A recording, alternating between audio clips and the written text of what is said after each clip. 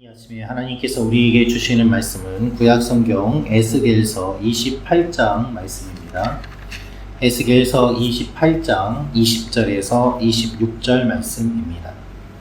에스겔서 26장부터 28장 말씀은 두로와 시돈의 심판에 대한 말씀입니다. 시돈은 두로와 함께 페니키아의 대표적인 해상 도시였습니다. 오늘 이 말씀을 통하여서 우리가 알 수 있는 몇 가지가 있습니다. 첫째로 심판을 통해서 하나님의 거룩함이 드러납니다 라는 것입니다. 심판을 통해 하나님의 거룩함이 드러납니다. 우리 22절 말씀 같이 읽도록 하겠습니다. 시작. 너는 이르기를 주 여호와께서 이같이 말씀하시되 내가 너를 대적하는 내 가운데에서 내 영광이 나타나리라 하셨다 하라. 내가 그 가운데에서 심판을 행하여 내 거룩함을 나타낼 때에 무리가 나를 여호와인 줄을 알리라. 시돈은 두로의 어머니 도시와 같은 역할을 하는 곳이었습니다.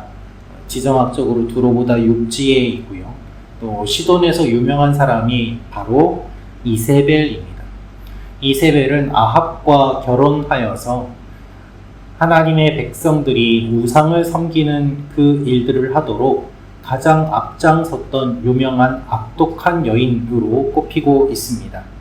이스라엘의 혼합주의 신앙을 들여온 주도적인 인물인 것입니다. 그래서 가나안 신화의 중심지였던 시돈이 바알과 아세라를 섬겼는데 그 바알과 아세라가 하나님의 백성들에게 퍼지는 그 일들을 바로 이 시돈, 특별히 이세벨이 한 것을 우리가 볼 수 있습니다. 오늘 말씀을 보면 흥미롭게도 하나님께서 시돈이 심판받는 이유를 말씀하시지 않습니다. 처음부터 심판의 목적만 말씀하십니다. 내가 너를 심판하는 목적은 나의 거룩함을 드러내기 위함이다 라는 것입니다. 얼마나 악한 일들을 많이 하였는지 그것을 다 열거할 필요도 없고 너는 먼저 심판부터 받아라 라는 하나님의 마음이 담겨 있습니다. 하나님이신 줄 알겠다는 이 표현이 짧은 가운데 2번이나 반복이 되는데요. 중요한 것은 악한 세력을 심판함으로 하나님의 거룩함이 나타난다는 것입니다. 하나님을 모르는 사람들도 불의를 보면서 이렇게 말합니다. 하나님이 계시다면 어떻게 이런 일들이 있을 수 있는가라고 말입니다. 저렇게 악한 사람이 어떻게 처벌받지 않고 저렇게 지낼 수 있는가 라면서 정의와 공의를 사모하는 마음들을 모두 다 가지고 있습니다. 하나님은 공의로우십니다. 그 공의로우신 하나님께서 악한 세력들을 심판하심으로 말미암아 사람들이 나를 여호와인 줄 내가 알게 하겠다 하는 것이 오늘 말씀의 내용입니다. 교회는 주님의 거룩을 드러내는 공동체입니다. 세상이 하나님을 알게 되는 것은 교회가 세상과 타협해서가 아니라 하나님의 공의와 거룩함을 담대하게 증거할 때 가능합니다. 교회가 교회로서 거룩과 순결을 지키고 하나님의 거룩함을 드러낼 때 사람들은 하나님을 경험할 수 있게 되는 것이지요. 오늘도 하나님의 거룩함을 드러내는 주님의 교회가 되도록 기도하는 여러분과 제가 되기를 원합니다. 두 번째로 알 수 있는 것은 하나님은 그의 백성을 괴롭히는 자를 제거해 주십니다. 하나님은 그의 백성을 괴롭히는 자를 제거해 주십니다. 우리 24절 말씀 같이 읽겠습니다. 시작. 이스라엘 족속에게는 그 사방에서 그들을 멸시하는 자 중에 찌르는 가시와 아프게 하는 가시가 다시는 없으리니 내가 주 여호와인 줄을 그들이 알리라. 아멘. 이스라엘 주위에 그들을 멸시하는 모든 자라는 표현은 이스라엘을 둘러싼 모든 적대적인 이방 민족들을 뜻합니다. 에돔, 블레셋, 두로, 시돈 같은 나라들을 뜻합니다. 이들은 찌르는 가시와 같이 틈만 나면 이스라엘을 공격하고 사람들을 괴롭히고 물건을 약탈하는 일들이 반복해서 일어나기도 하였습니다. 그런데 하나님께서는 찌르는 가시와 아프게 하는 가시가 다시는 없을 것이다 라면서 마치 박힌 가시를 뽑아내시는 것처럼 이들을 제하여 주실 것을 말씀하십니다. 이스라엘의 힘으로는 이것을 제거할 수 없음을 주님이 잘 아시기 때문에 내가 이들을 심판함으로 말미암아 내가 주 여호와인 줄을 그들이 알 것이다 라고 말씀하시고 우리를 괴롭히는 문제의 원인을 해결해 주심을 주님이 말씀하십니다. 그리고 실제로 예수님께서 이 땅에 오심으로 말미암아 가장 큰 원인인 죄의 문제를 해결해 주셨음을 우리는 알고 있습니다. 여러분, 우리의 삶에도 우리를 괴롭히는 가시와 같은 문제와 존재들이 있습니다. 때때로 사람들이 우리를 괴롭히고 때때로 상황과 환경이 우리의 신앙생활을 방해하고 고통을 주기도 합니다. 그러나 하나님은 그 모든 것을 다 아십니다. 그리고 주님의 때에 반드시 제거해 주십니다. 고통의 상황에 낙심하지 말고 하나님이 우리의 가시를 제거해 주실 것을 믿으며 하나님을 신뢰해야 되는 이유가 바로 그것입니다. 가시를 뽑으려고 할 때 두려운 마음으로 피하고 도망다니는 어린아이들의 모습을 보기도 합니다. 우리의 모습이 혹시 그렇지는 않습니까? 하나님이 우리에게 있는 것들을 뽑으시려고 할 때 도망다니는 것이 아니라 주님께 맡김으로 말미암아 이 가시가 뽑히고 우리를 괴롭히는 모든 것들을 해결해 주시는 하나님을 바라보고 또 그 은혜를 경험하는 일들이 일어나야 할 것입니다. 오늘도 우리를 지켜주실 하나님을 기대하며 서로를 위해 기도하는 여러분과 제가 되기를 원합니다. 마지막으로 알 수 있는 것은 심판 이후 하나님의 회복과 축복의 날이 옵니다 라는 것입니다.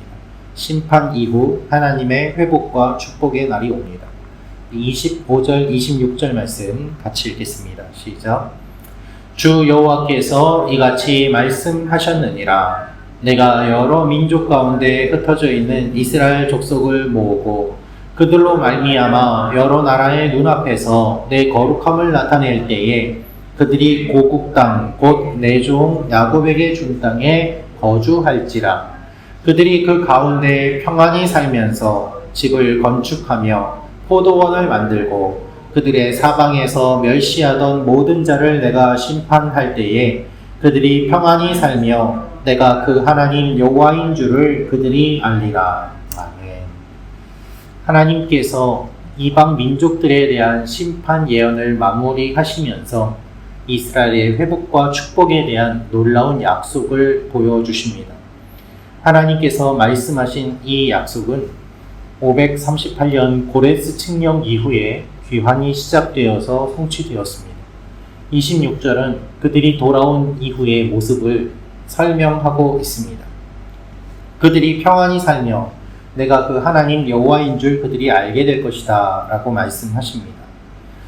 축복의 핵심은 그들이 하나님이 약속하신 땅에 평안히 거하게 되는 것입니다. 하나님의 풍성함을 받아 누리고 더 이상 적의 침략을 두려워하지 않고 그 땅에서 살아갑니다. 하나님의 공의가 세워진 이후에 참된 평화가 오는 것입니다. 이 말씀은 우리에게 현재의 고난과 미래의 영광을 연결하는 소망을 줍니다. 이스라엘이 회복되는 것은 궁극적으로 예수님 안에서 회복되는 우리의 영적 회복의 그림자의 모습입니다. 우리도 다양한 어려움을 겪습니다만 주님께서 예비하신 그 천국에서 영원히 주님과 거하며 풍성함을 맛보아 누리게 될 것을 이 말씀을 통하여서 주님께서 예표해 주시는 것입니다. 그리고 실제로 이 말씀을 이루어 주신 것처럼 주님은 우리에게 약속하신 모든 것들을 이루어 주십니다. 우리에게는 회복된 날이 있고 약속된 곳이 있음을 기억하며 기도하며 소망을 품고 나아가는 오늘 하루가 되기를 원합니다. 기도하겠습니다. 참 좋으신 아버지 하나님, 괴롭히는 가시와도 같던 여러 나라들을 주님께서 정리하시고 심판하시고 하나님의 하나님 되심을 보여주심을 감사합니다. 오늘도 우리가 여러 일들과 고민과 고통과 아픔 속에서 하나님을 잊은 채 살아가는 것이 아니라 하나님을 기억하며 하나님과 동행하며 우리를 영원한 안식으로 인도해 주시는 그 하나님의 약속을 붙잡고 한 발 한 발 주님과 동행하며 나아가는 하나님의 사람들이 되게 도와주시옵소서. 우리의 힘으로 해결할 수 없는 많은 일들 주님께서 역사하여 주시고 홀로 해결할 수 없는 일들 서로를 위하여 기도함으로 말미암아 하나님의 기쁨이 풍성히 넘치는 아름다운 믿음의 공동체가 되게 도와 주시옵소서. 오늘도 우리 교회 성도님들 한 분 한 분을 주님께서 붙잡아 주시고 원근 각지에 있는 성도님들에게 동일한 은혜를 허락하여 주시고 미처 기도하지 못하는 성도님들을 생각하며 저희가 먼저 중보하오니 우리의 믿음과 기도를 보시고 들으시고 하나님께서 모두 다 붙잡아 주시는 귀한 역사가 일어나는 하루가 되게 하여 주옵소서. 감사드리며 예수님의 이름으로 기도합니다. 아멘. 구독과 좋아요는 사랑입니다.